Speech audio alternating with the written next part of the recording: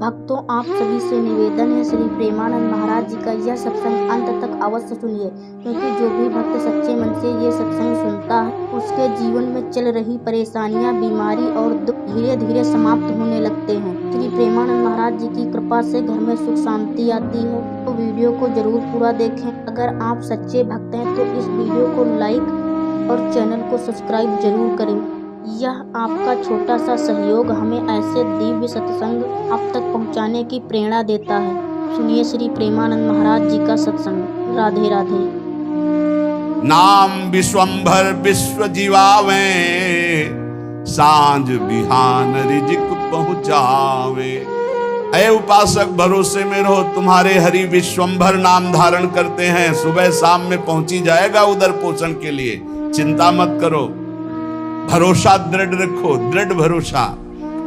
दे अनेकन मुख पर अनेक जीवों का उदर पोषण कर रहे हैं। सबको कौन दे रहा है? चार अचर सबका भरण पोषण वही विश्वंभर भगवान श्री हरि कर रहे हैं। और बहुत करुणा की बात करें कि अवगुण करे सो गुण कर माने। हमारे प्रभु कैसे, जब कोई भगवान की शरण में हो जाता है और उससे अवगुण हो जाता है, उसको गुण मान लेते हैं। कैसे मान लेते हैं? जब उससे कोई गलती होती है वो पश्चाताप करता है, प्रभु मेरे से गलती हो गई, क्षमा करो। तो प्रभु गुण मान लेते हैं। क्या मान लेते हैं? कि ये मेरी प्रबल माया है और मेरी प्रबल माया के झोंके में फिसल गया और गलती अपनी मान रहा है। धन्यवाद, आ मेरी तरफ। अवगुण करे सो गुण करी माने। अवगुण मानते ही नहीं और गुण मान लेते हैं उसका। ऐसा स्वभाव कहां सुनने को मिला है स्वामी का? सेवक से अवगुण हो जाए तो स्वामी उससे दंड देता है। हमारे स्वामी ऐसे अवगुण हो जाए तो गुण मान लेते हैं, उसकी दैन्यता मान लेते हैं। काहू भांति अजार न देई, जाही कोई अपनो कर ले ही। किसी भी प्रकार भगवान उसे छोड़ते नहीं, उसे धोखा नहीं देते, विश्वास नहीं तोड़ते। एक बार जो भगवान की शरण में हो गया, जिसको अपना लिया, हां तुम छोड़ दो, तुम छोड़ सकते हो, भगवान तुम्हें नहीं छोड़ सकते। घड़ी घड़ी जैसे मां झांक कर देखती मेरा बेटा खेल रहा है ना, ऐसे भक्तन पाछे यो फिरे जो बछड़ा संगाए। घड़ी घड़ी देखते रहते भगवान अपने भक्त, ठीक है ना, कोई परेशानी तो नहीं, मेरी माया कहीं कोई परेशानी तो पैदा नहीं कर रही। घड़ी घड़ी देता दीदार, जन अपने कहा खिचमत गार। तीन लोग जाके अवशाप, जन का गुनाह करे सब माफ। ऐसे कृपालु भगवान तीन लोगों के स्वामी हैं। इनकी शरण में जो आ गया उसके सारे अपराध क्षमा कर। हम तो हम सर्व पापेभ्यो मोक्षयिष्यामि मा शुचा। गरुआ ठाकुर है रघुराई, कहें मलूक क्या करो बड़ाई। बहुत बड़े हैं, बहुत गंभीर हैं, बहुत दयालु हैं हमारे ठाकुर। मैं इनकी कहां तक बड़ाई करूं। जो करुणा निधान प्रभु की शरण में आ गया तो भगवान उससे चाह और चिंता रहित फकीर बना देते हैं, चाहे वो पैंट शर्ट में क्यों ना। जिसकी चाह मिटी, चिंता मिटी, कोई फिक्र नहीं, वही फकीर है। जिसको पूरी सृष्टि में केवल एक ही नजर आता है, वही भगवान का दास है। ये सब छोटी छोटी मेणे, मेरा तेरा, ये सब माया है, शुद्ध मार्ग नहीं है, ये सब माया है। ये मेरी मेड़, ये तेरी मेड़, इसी का नाम तो माया। मैं और मोर, तोर, तय माया। जहां ये शब्दों का प्रयोग है वहां माया ही है। एकमात्र पूरा विश्वंभर सब जगह भास। कहीं से भी शुद्ध ज्ञान जब प्राप्त होगा, कहीं का तात्पर्य चाहे सांख्य योग से, कर्म योग से, भक्ति योग से या किसी भी धर्म से, वो यही देखेगा एकमात्र परमात्मा सब में विराजमान है। दर्द दीवाने बावरे, ये अलमस्ता फकीरा। एक अकीदा ले रहे ऐसे मंधीरा। प्रेम पियाला पीवते बिसरे सब साथी। आठ पहरियो झूमता जो माता हाथी। कैसे संत होते हैं? एकमात्र सर्वत्र परमात्मा और सब राग का त्याग कर दिया, कोई चिंता शोक नहीं, अलमस्त फकीरा मदमस्त गजराज की तरह झूमता रहता है। ये भगवान का मार्ग। उनकी नजर न आवते कोई राजा रंग, बंधन तोड़ी मोह के फिरते निसंग। साहेब मिल साहेब भय कछु न रही तमाई, कहे मलूक तिस घर गए जहां पवन न जाई। जहां वायु देवता का भी प्रवेश नहीं, ऐसे घर में प्रवेश हो गया भगवान की भक्ति से, भगवान के निज अंग सेवा में। ये जो देव पितर यहां उनकी पहुंच नहीं, जो हरि के दास गाजत है तिन्ही में ये विश्वास। साधु जन पूजो चितलाई, जिनके दर्शन हिया जुड़ाई। ये जो अन्य उपासनाओं में लगे रहते हैं ऊंचाई पे नहीं चढ़ पाते, क्योंकि सकामता रहती है, मेरी इस कामना की पूर्ति हो जाए, मेरी इस कामना की पूर्ति हो जाए। जो निष्काम भाव से किसी की भी उपासना करे तो वो ऊपर चढ़ा दे, पर सकामता के कारण वो ऊपर नहीं चढ़ पाते, जो अध्यात्म की ऊंचाई है। बोले इस सकामता का नाश करने के लिए साधु जनों का पूजन हो, भगवत प्रेमी जनों का संग हो, उनके वचन उनके आदेश उपदेश, तो बोले हृदय शीतल हो जाए, सारी कामनाएं नष्ट हो जाए। चरण पखारत होई आनंदा, जन्म जन्म के काटे फंदा। संतों की कृपा से जब भगवान के चरणों का स्पर्श होता है तो जन्म जन्मांतर के माया बंध कट जाते। केवट जो कैसे कह रहे, भगवान के चरणों को पखार रहे हैं। अति आनंद उमगी अनुरागा, आंसू चल रहे, प्रभु के चरण धो, चरण सरोज पखारन लागा। भगवान के चरणों का जब स्पर्श हो रहा है, अति आनंद, जो कभी भी कहीं भी न साधन में न भोगों में लोक लोकांतर में। एक बार तो देखो ये आनंद, सब आनंद तो देख चुके हो, कई जन्म हो चुके, कई बार भोग भोग चुके हो, कई बार सब। एक बार भगवान के चरणों के स्पर्श करने की कामना करो, सामने प्रभु हो, उनके चरणों को पकड़कर लौट जाऊं, एक बार उनके चरणों में अपना माथा रखूं, ऐसी आकांक्षा तो करो। है यही है, हम सबके बीच में है, बस हमारे नेत्र परिवर्तन होने हैं। भाव भक्ति जो करते निष्काम, निस्दिन केवल सुमिरे राम। घर बन का उनके भय नाही, चाहे घर में रहे चाहे वन में रहे, हर समय भगवान का दीदार उनको होता रहता है, जिनके अंदर कोई कामना नहीं, रात दिन केवल नाम जप करते हैं। हमसे जानी लागे तू माया, ए माया चैलेंज दे रहे मलुकदास जी। तो हमको ऐसा वैसा मत समझ कि तू आकर आएगी और अपनी ठगोरी डालेगी, ठग के चली जाएगी, हमारे पीछे मत लग। हमसे जानी लागे तू माया, थोड़े से फिर बहुत हो गई। थोड़ा तो सह गया तेरी चाल, अब नहीं सहूंगा। देखो भक्तों की ठसक, थोड़े से फिर बहुत हो गई। अब अगर कुछ किया तो सुन पई है रघुराया, हमसे जान लगे तू माया। तू क्या हमको ठग लेगी, अपने में हो साहब पाया। अजहू चेत दीवानी, काहू जन के बस परिजई है, तो भरवाऊंगो पानी। तो दुनिया को ठगेगी लेकिन मेरे को नहीं ठग सकती। जानती क्यों? क्योंकि मेरे हृदय में प्रभु विराजमान हो चुके हैं। अगर तू मेरी तरफ जरा भी आएगी तो समझ ले ऐसे फंदे में फंस जाएगी कि तुझे भी पानी भरना पड़ेगा, तुझे भी पानी भरना पड़ेगा, दासी पना स्वीकार करना पड़ेगा। अब तू मुझे नहीं घसीट सकती। तरी हुए चितय लाज करु जन की, मत डारो हाथ अपने फांसी। ए माया, तू जानती मैं प्रभु का जन्म, अगर मेरे ऊपर तनिक भी कोई जादू किया ना तो तू अपने हाथ से अपने गले में फांसी डाल लेगी, ऐसा तेरे ऊपर हो जाएगा।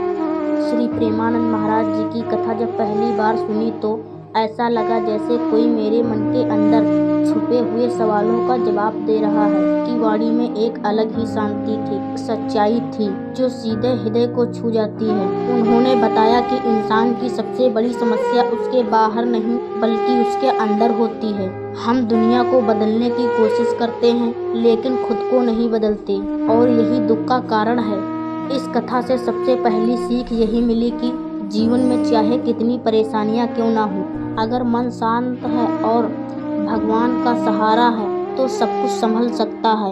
उन्होंने बार बार कहा कि भगवान का नाम केवल शब्द नहीं है, यह एक शांति है, एक सहारा है जो सबसे अंधेरे समय भी रास्ता दिखाता है। जब इंसान सबसे मन से भगवान को पुकारता है तो उसकी पुकार कभी खाली नहीं होती। इस कथा को सुनते हुए ऐसा महसूस हुआ कि हम अपने जीवन में कितनी छोटी छोटी बातों को लेकर परेशान हो जाते हैं, जबकि सच्ची शांति तो भक्ति में है, समर्पण में है। श्री कृष्ण कहते हैं, जो सच्चे मन से पुकारता है मैं उसके हर दुख में साथ खड़ा रहता हूँ। जो होता है वह मेरे विधान से होता है, इसीलिए चिंता नहीं, विश्वास रखो।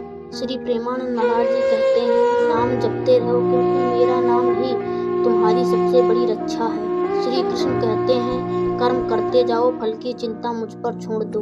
श्री कृष्ण कहते हैं, जब तुम अकेले महसूस करते हो समझ लो मैं सबसे करीब हूँ। श्री कृष्ण कहते हैं, सच्ची भक्ति वही है जहाँ मन में कोई स्वार्थ ना हो। दुख तुम्हें तोड़ने नहीं बल्कि मुझे याद दिलाने के लिए आता है। श्री कृष्ण कहते हैं, जो मेरे चरणों में आ गया उसका जीवन व्यर्थ नहीं जाता।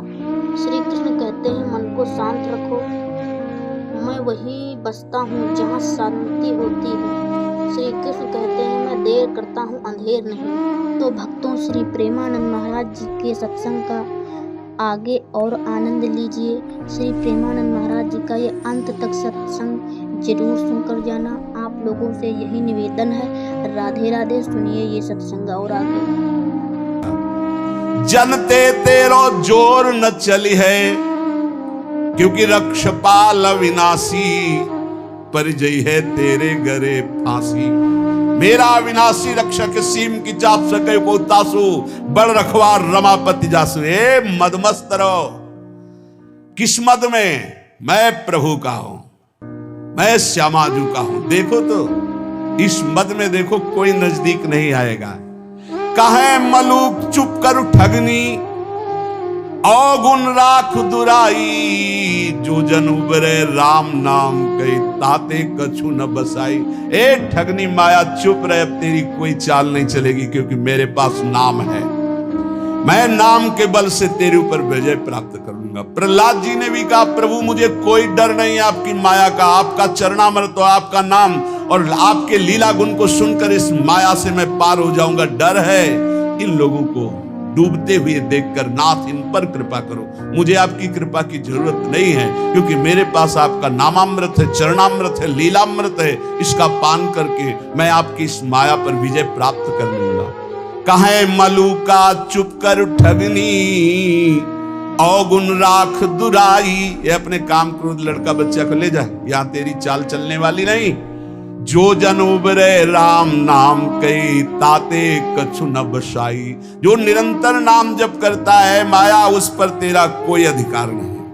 आपा मेटे न हरि भजे, ते नर डूबे। हरि का मर्म न पाया, कारण करूबे। जो तो अभिमान नहीं मिटाए और ना हरि का भजन किया है, माया तू उन्हीं को डुबो सकती। जिसके ऊपर हृदय में अभिमान है और हरि का भजन नहीं करते, उसके ऊपर तेरा जादू चलेगा। उसी को तो डुबो सकती इस भाव समुद्र में, क्योंकि वो हरि का मर्म नहीं जानता, वो रहस्य नहीं जानता। करे भरोसा जो पुण्य का, साहेब को बिसराया। बूढ़ गए तरबोर को, कहूं खोज ना पाया। जिसने भगवान का नाम जप नहीं किया और दान पुण्य का भरोसा करके सोचता है समुद्र से पार हो जाऊंगा, भव समुद्र से, वो निश्चित डूबेगा। पुण्य की ताकत नहीं कि इस समुद्र से पार कर सके। केवल भगवान नाम, केवल भगवत भजन। साधु मंडली बैठ के मूड जाति बखाने हम बड़ करी मुए बूढ़े बिन पानी। जो संतों के प्रति ये भाव रखते हैं किस जाति के हैं, अमुक जाति के हैं, अरे हम तो अमुक जाति के श्रेष्ठ जाति के हैं, अरे तो भिखारी हैं, इनके आगे क्या झुकना, बोले बिना पानी के डूब जाओगे, मर जाओगे। ऐसा अपराध पहले में कहा माया तो मुझे परास्त नहीं कर सकती, मैं भगवान के नाम का भरोसा रखता हूं और हृदय में अपने भगवान का साक्षात्कार किए हूं। अगर फंस गई फंदे में तो पानी भरवाऊंगा, मेरा कुछ नहीं बिगाड़ सकती। अब किनका बिगाड़ सकती है, बोले जिन्होंने आपा नहीं मिटा, अहंकार नहीं मिटाया, भगवान का भजन नहीं करते, वो डूब जाएंगे। जिनको पुण्य का दान का अभिमान है कि मैं दानी हूं, मैं पुण्यात्मा हूं, और भगवान का आश्रय नहीं लिया, भजन नहीं किया, वो भवसागर में डूब जाएंगे। जिनको भगवान की कृपा से संत समागम मिला, उनमें दोष दर्शन करते हैं, जाति पक्ष आदि का, नाना प्रकार का अपना दोष उन पर मढ़ते हैं, बोले निश्चित वो बिना किसी अन्य रक्षा के डूब जाएंगे। कोई रक्षा करने वाले नहीं मिलेगा, न पुण्य, न देवता, न धर्म, न कर्म। जहां संत अपराध बन जाता है, साधु अवज्ञा तुरंत भवानी कर कल्याण अखिल के हानि। ऐसा आजकल बन गया है रवैया बुद्धि का कि संत महात्माओं के प्रति भी एक वही संसारिकता की दृष्टि है। बस वो अपनी बुद्धि के तराजू से तौल दें, जो समझ में आ गया वही बोल दिया उनके प्रति। ये नहीं जानते हैं कि भगवान के जो नित्य निरंतर चिंतन में लगे हुए हैं, उनके प्रति दोष दर्शन मात्र करने से तुम्हारे सारे सुकृत नष्ट हो जाएंगे और जो उन्नति होनी थी वो अवनति में बदल जाएगी। पक्का समझ लीजिए, कोई कितना भी प्रतापी हो, किसी भी संप्रदाय के किसी भी संत महात्मा की अवहेलना कर देगा तो बिल्कुल आश्चर्यजनित पतन हो जाएगा। ऐसा कैसे हो गया? ऐसा इसलिए हो गया कीन हो इस कबहु अभिमाना, सुख वंचा कृपा निधाना। किसी महापुरुष का अपमान कर दिया, किसी की अवहेलना कर दी तो सारे सुकृत नष्ट हो जाएंगे। वो तो भगवान कृपालु हैं, इसलिए फिर चांस देते हैं कि निकलो इस अपराध से, निकलो इस माया प्रपंच से, नहीं तो एकमात्र साध द्रोह करने वाला उसको कोई सहयोग नहीं मिलता है। भगवान का अपराध कर देते एक बार वो क्षमा कर देते हैं, लेकिन जो अपराध भक्त कर करई राम रोष पावक सुजरई।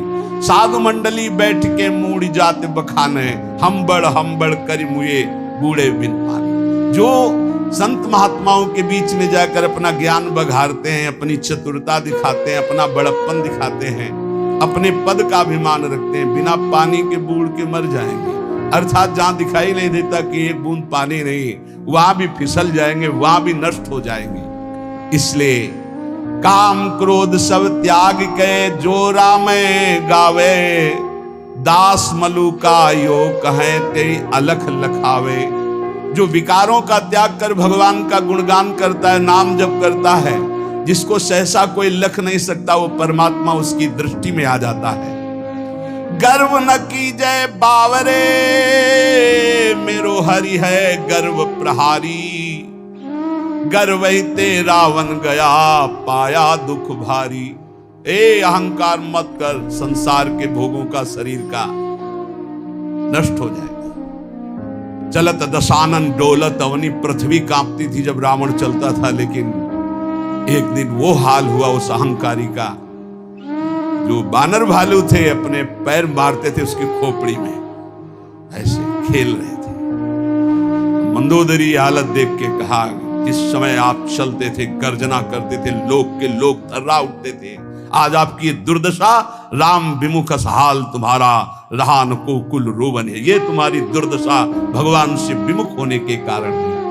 इसलिए कह रहे कि गर्व न कीजय बावरे, मेरो हरि है गर्व प्रहारी। अहंकार मत करना, नहीं तो भगवान तुम्हें नष्ट कर देंगे। जाके जी अभिमान है ताकि तोरत छाती, मेरे हरि रघुनाथ के ये अभिमान ना ही सुहाती।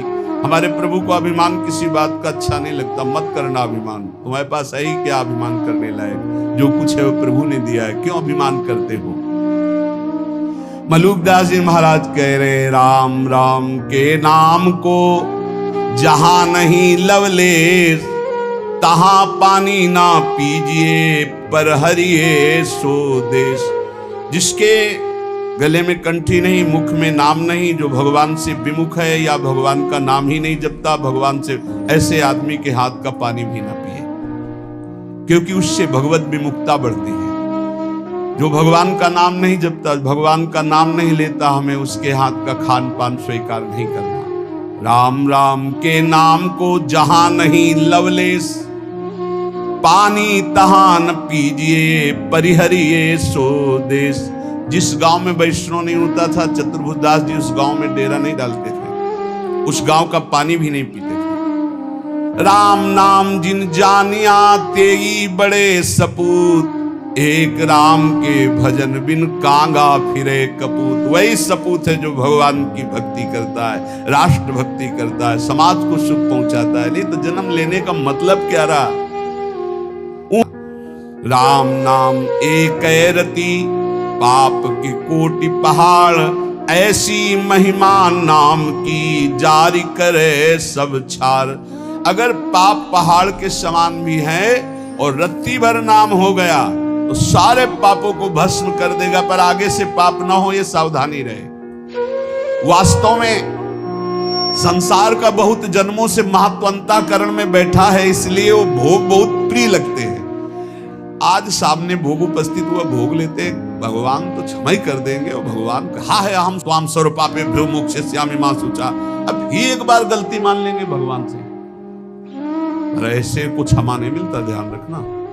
क्षमा मिलता है कि अबलो नसानी अब ना न सही हो, ऐसे को क्षमा नहीं मिलता है, ऐसे का प्लस होता जाता है। जो साधक प्रायः इस बात को पकड़िए, भोग भोगते हुए भगवत प्राप्ति चाहता है, वो दूसरों से सुख लेने की भावना वाला होता है। उसका शरीर और पदार्थों में ममत्व होता है, अंतःकरण मलिन होता है, इसीलिए उसकी रुचि भोगों में होगी, वो अंदर चाहत भगवान की प्राप्ति की होगी। साधक है ना, चाह तो कहीं ना कहीं है, कसक है उसकी कि यार भगवान मिल जाते तो ठीक था, पर भोग छोड़ नहीं सकता। ये द्वंद्व बना ही रहता है बहुत से साधकों के अंदर। साधक के द्वंद्व में विचार पक्का ना होने के कारण कैसे सुख भोगूं, कैसे आराम भोगूं और कैसे भगवान मिल जाए, दोनों, इसीलिए द्वंद्व चलता रहता है। ये बहुत बहुत सच्ची बात है, बहुत सच्ची बात है। ये बहुत बहुत ज्यादा मात्रा में फैला हुआ है यही बात। वो भजन भी कर रहा है, सत्संग भी सुन रहा है, सब प्रवचन सुन रहा है, प्रवचन कर रहा है, पर उसके अंदर की भावना में मन और इंद्रियों को रोककर परमात्मा के सुख में लगाने की नहीं, मन और इंद्रियों के अनुकूल भोग भोगने की, ये भी नहीं छोड़ सकता और वो भी नहीं छोड़ सकता। इसलिए बहुत लंबा समय चला जाता है, उसके हृदय में कोई भगवदानंद की स्फूर्ति नहीं होती। निर्द्वंद होना मुख्य बात है। ये राग द्वेष अपने आप मिट जाएंगे जहां निर्द्वंद हो जाओगे। विचार करना चाहिए निर्द्वंद होने के लिए कि सब अनुकूल भोगों को भोग रहे हैं, प्रतिकूलता जबरदस्ती भोगनी पड़ती है। प्रतिकूलता कोई भोगना नहीं चाहता, अनुकूल भोगों को सब भोग रहे। क्या इनको विश्राम मिल गया क्या? नहीं ना। तो एक बार हिम्मत करके हटो भोगों से। भोग भोगने से जब तक हटोगे नहीं तब तक परमात्मानंद स्फुरित नहीं होगा। अगर निर्द्वंद हो गए तो सुखम बंधात प्रमुच्यते, सुख पूर्वक संसार बंधन से मुक्त हो जाओगे। अनुकूलता प्रतिकूलता ये आएगी प्रारब्धवशात, लेकिन भोगो मत ना अनुकूलता को ना प्रतिकूलता को, सम रहो, सम। वो स्वरूप की तरफ जब दृष्टा भाव होगा तब सम होगे। पहले अनुकूलता में गाढ़ फंसे हुए, प्रतिकूलता तो जबरदस्ती भोगनी पड़ती है। अनुकूलता का त्यागो। स्वयं आप विचार करो, नाप इंद्रियों, बहुत ध्यान देने का एक गूढ़ विषय, इसीलिए धीरे धीरे बोल रहे हैं। आप इंद्री नहीं हो जो इंद्रियां भोग मांग रहे हो, आप मन नहीं हो जो मन भोग मांग रहा है, आप दे रहे हो। आप बुद्धि नहीं हो जो बुद्धि निश्चय कर रही कि इन भोगों में सुख है। आप परमात्मा स्वरूप हो, यही आपका बंधन हुआ है जो आप अंतःकरण इंद्रियों में तदात्म हो गए। एक बार हिम्मत करो। भगवान कहते हैं कि ज्ञान से बढ़कर कोई पवित्र नहीं, तो ये ज्ञान मिलता कैसे है? तो आगे उपाय बता रहे हैं ज्ञान प्राप्ति के लिए क्या उपाय है। तो कह रहे श्रद्धावान लभते ज्ञानम तत्परः संयतेन्द्रियः ज्ञानम लब्ध्वा पराम शांतिमच्रेणाधिगच्छति। श्रद्धावान जो संतों पर श्रद्धा करता है, गुरुजनों पर श्रद्धा करता है, शास्त्र पर श्रद्धा करता है, वो इस मार्ग में चलना शुरू होता है। सत्संग सुना, जानकारी मिली, शास्त्र सुना, जानकारी मिली। श्रद्धावान लभते ज्ञानम, ये जो ज्ञान है ये शास्त्र ज्ञान की बात है, अभी ये ब्रह्मबोध की बात नहीं। श्रद्धावान लभते ज्ञानम तत्परा संयतेन्द्रियः, जो ज्ञान शास्त्र का प्राप्त हुआ है उसमें तत्पर होकर जितेंद्रिय हो, ये नहीं हो पाता, यहीं से सब फेल हो जाता है। आगे जो ज्ञानम लब्ध्वा पराम शांति मचिरेणाधिगच्छति, वहां तक पहुंचना ही नहीं है। लाखों में कोई एक निकल जाए तो निकल जाए, नहीं यहीं गिर जाता है। अपने में श्रद्धा हुई तो भगवान ने संत समागम दिया, शास्त्र स्वाध्याय दिया, तो जो जानकारी जितना ज्ञान आपको हुआ उतने पर तो विजय प्राप्त कर लो। बिल्कुल थोथी बातें निकलती हैं जैसे सत्संग को, प्रवचन को, भगवत मार्ग को जिस बात के लिए सीखा जाता है वो है हमारे अंदर जो व्यथा पैदा करने वाले विकार हैं उन पर विजय प्राप्त करें। तत्परा संयतेन्द्रियः, जो जानकारी मिली उसके परायण होकर अपनी इंद्रियों को संयमन करे। अपनी इंद्रियों पर इससे कोई मतलब नहीं। संयतेन्द्रियः, जो साधन सुना, जो शब्द सुना, तत्परता पूर्वक उसमें लग गए। और तत्परता का कसौटी है इंद्रियों का संयमन करना, इंद्रियों पर विजय प्राप्त करना। अब आएगा ज्ञान का स्वरूप। संस्थाओं से ज्ञान प्रकट नहीं होता, गुरुजनों के चरणों से ज्ञान प्रकट होता है, उसी से संस्था बनती है। तुम्हारी संस्था के जो गुरुजन, उनके वचनों पर चलो, फिर देखो बात बनती है कि नहीं बनती। इंद्रियों की कसौटी है इस बात की कि जब तुमने जान लिया ये थोथा है तो फिर क्यों चलायमान हो रहे। जब तुमने जान लिया कि तुम अचाह स्थिति स्वरूप हो तो फिर तुम्हारी ये सोच और चाह कैसे जागृत हुए। अज्ञानी ज्ञान का नाटक करने वाला। भगवान कह रहे श्रद्धावान लभते ज्ञानम, तो ज्ञानम का स्वरूप क्या है? तत्परः, उसके जो जानकारी उसके परायण होकर उसकी कसौटी क्या है? संयतेन्द्रियः, अपनी इंद्रियों को जीत लिया है जिसने, वो है ज्ञानी। श्रद्धावान लभते ज्ञानम, परमात्मा में, महापुरुष में, धर्म में, शास्त्र में श्रद्धा, आदर पूर्वक। कैसे श्रद्धा? भगवान ने कहा प्रणिपाते, साष्टांग दंडवत, हाथ जोड़कर दैन्यता से श्रद्धा। आजकल ऐसे आते हैं प्रश्नकर्ता जैसे टीचर विद्यार्थी की जानकारी लेने आता है। टीचर, ऐसा तो फिर ऐसा क्यों, ऐसा तो फिर ऐसा क्यों, ऐसा तो पता चलता है केवल बुद्धि से खेल रहे हो, कुछ नहीं अंदर। एक आए थे कि हमें आत्मा का ज्ञान हो चुका है। आपको आत्मा ज्ञान हो चुका है? वो जी ज्ञानी, आपको आत्मा का ज्ञान हो चुका है, इतनी में फेल हो गए, कुछ नहीं है। आपको आत्मा का ज्ञान हो चुका है। आप कौन है? वो आप कौन है? आपको आत्मा का ज्ञान, आप कौन है? नहीं, वो ध्यान में, ध्यान किसका ध्यान, कौन कर रहा था? अरे ज्ञान तो तब होता जब ध्याता ध्यान की त्रिपुटी लय हो जाती है। हे ध्याता ध्यान, इसकी त्रिपुटी लय, बड़ा विचित्र खेल। शुद्ध ज्ञान, शुद्ध भक्ति, शुद्ध भगवत मार्ग मजाक बना दिया, मजाक। अभी 5000 वर्ष में आगे चल के और देख लेना, उपहास किया जाता है, शुद्ध मार्ग का उपहास किया जाता है, नाटक का आदर किया जाता है। कलिकाल की ऐसी कुचाल बढ़ती चली जा रही। 500 ऊंटों की भीड़ जा रही थी, हाँकने की जरूरत नहीं थी। एक ऊंट की पूंछ में दूसरे ऊंट का आगे का नाथ, उसकी पूंछ में उसके। अब उनसे पूछ के पूछ में पूछो कि तुम कहां जा रहे हो, बोले उससे पूछो आगे वाले से। आगे वाले से पूछो, बोले हम खुद पूंछ में बंधे हुए हैं, हम तुम्हें क्या बताएं। ऐसे क्रम सबसे आगे वाले से पूछो कहां जा रहे हो, बोले जिधर रास्ता खाली मिल रहा है उधर जा रहे हैं। लक्ष्य क्या, कोई मतलब नहीं। 500 ऊंट चल रहा है, शायद ऐसे ही चल रहे हैं हम। कहां जाना है? रास्ता खाली, जिधर जिधर वासना मोड़ दे उधर चली जाए। बोले तुम कहां जा रहे हो, बोले आगे वाला जहां जा रहा है वो आगे वाला। तुम्हें ज्ञान नहीं, तुम ऐसे जुड़ गए हो, नहीं भीड़ नहीं बांध। जहां जुड़ो विवेक से जुड़ो, ये मार्ग कहां जा रहा है, तुम्हें कहां जाना है, तुम्हें क्या प्राप्त करना है, क्या बोल रहा है, इसकी स्थिति क्या है, जब तक नहीं समझो तब तक किसी को गुरु मत बनाओ, कहीं मत जुड़ो, चुपचाप सत्संग सुनो, निरपेक्ष होकर सुनो, जब तक भगवान आदेश न करे तब तक किसी को गुरु मत बनाओ। खिलवाड़ मत करो अपने जीवन और परमार्थ के साथ। श्रद्धावान लभते ज्ञानम, श्रद्धावान को जो शास्त्रीय ज्ञान सत्संग प्राप्त हुआ है उसकी कसौटी है तत्परहा, जो जानकारी हुई उसके परायण हो, और उसकी कसौटी है संयतेन्द्रियः, अपनी इंद्रियों पर विजय प्राप्त करे। तब बोले ज्ञानम लब्ध्वा, अब उसको ब्रह्मबोध होगा।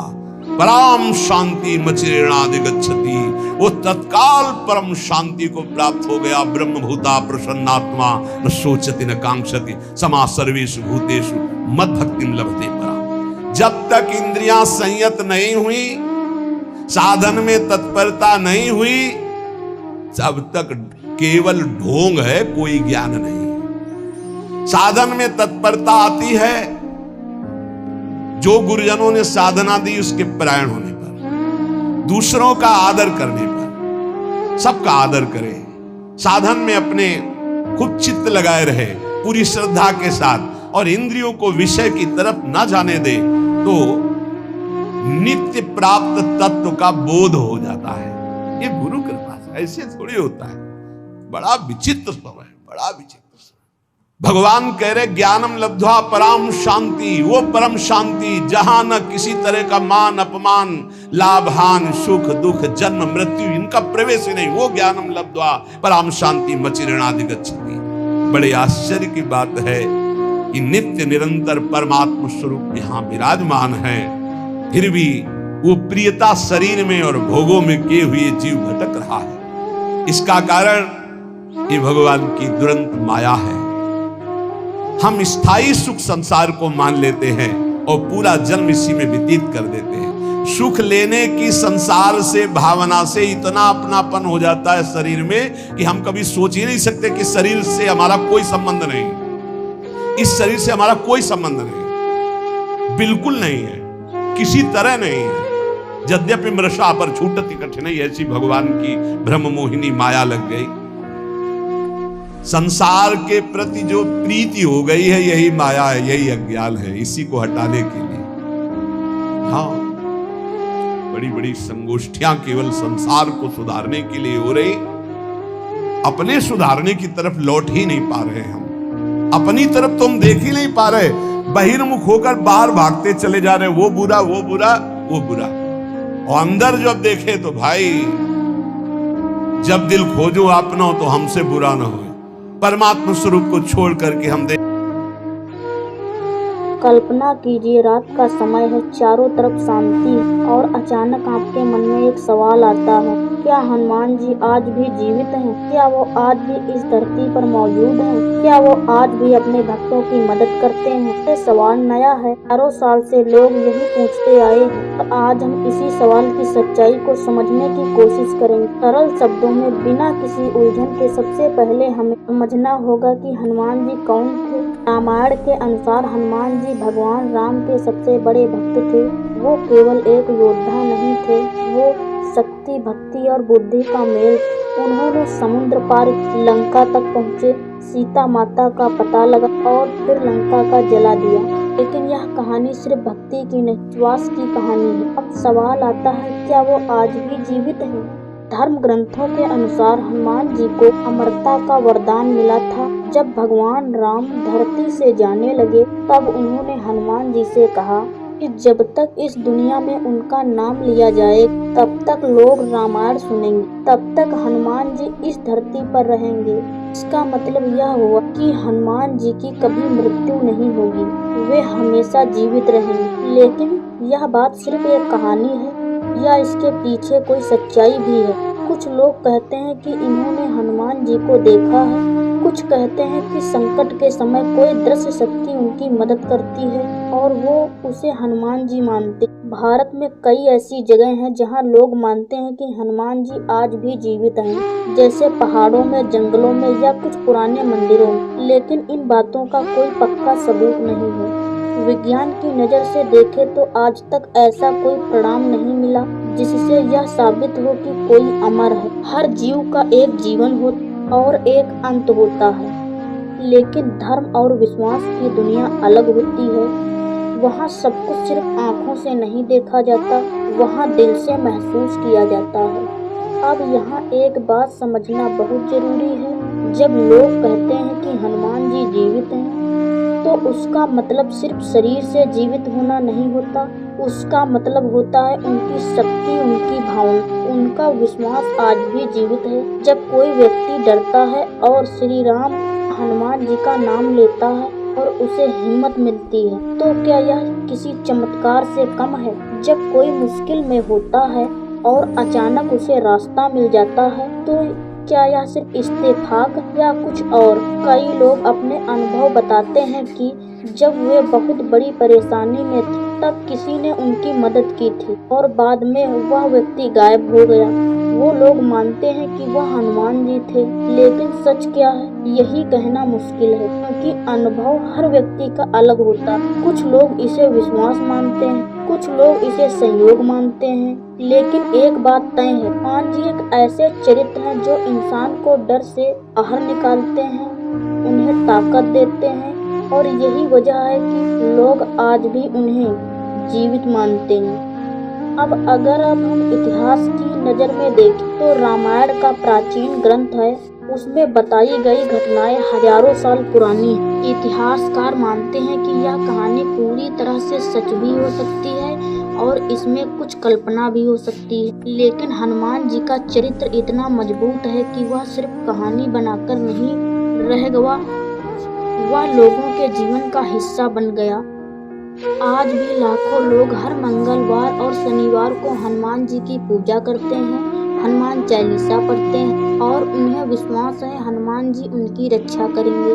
अब सवाल यह है कि अगर कोई चीज़ इतनी ताकत देती है तो क्या वह सच नहीं है? जरूरी नहीं है कि हर सच आँखों से दिखाई दे, कुछ सच महसूस किए जाते हैं। अब एक और पहलू समझते हैं, और हनुमान जी सच में आज भी जीवित है तो वो दिखते क्यों नहीं? इसका जवाब भी विश्वास में ही छुपा है। कहा जाता है कि वो सिर्फ उन्हीं को दिखते हैं जिनका विश्वास सच्चा होता है, या फिर वो किसी रूप में आ सकते हैं, एक साधारण इंसान की तरह, एक मदद करने वाले व्यक्ति की तरह, और फिर चुपचाप चले जाते हैं। यह सुनने में थोड़ा अजीब लग सकता है, लेकिन भक्ति की दुनिया में यह बातें आम है। अब आप खुद सोचिए, क्या आपने कभी ऐसा महसूस किया है कोई दृश्य शक्ति आपकी मदद कर रही हो? क्या कभी ऐसा हुआ है कि सब कुछ खत्म लग रहा हो और अचानक सब कुछ ठीक हो गया हो?